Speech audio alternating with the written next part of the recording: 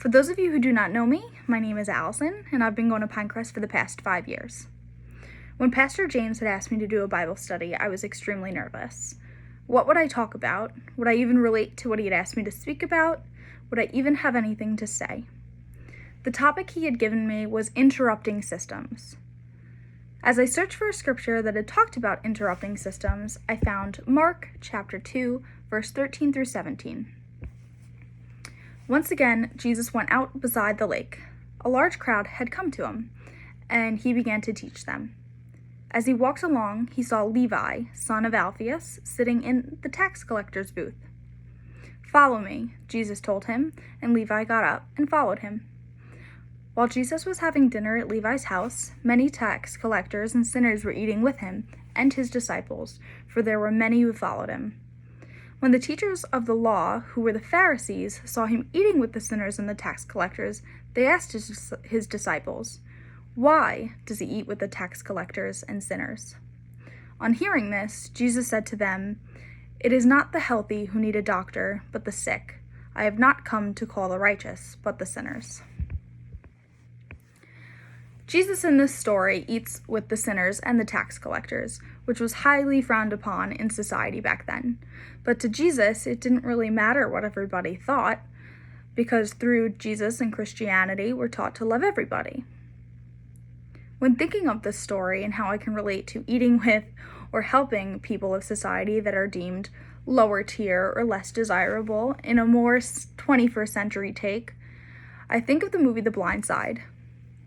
In the movie, based off the football player Michael Orr, he was a homeless African-American teenager that had drifted in and out of the school system for many years when Leanne Toohey and her husband take him in and eventually become Michael's legal guardians, pushing him to go to school for football.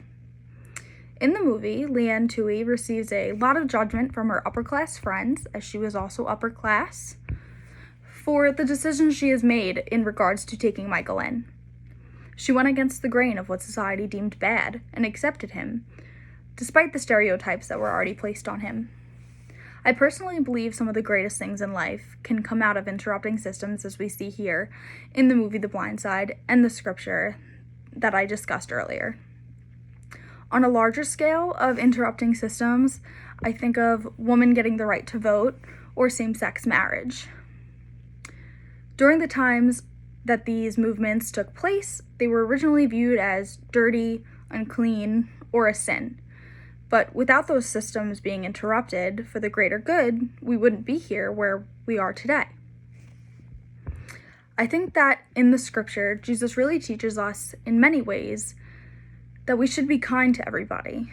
Maybe next time, sit with the kid at lunch who doesn't have a lot of friends, or go out of your way to do something for someone that maybe your friends tell you shouldn't be doing.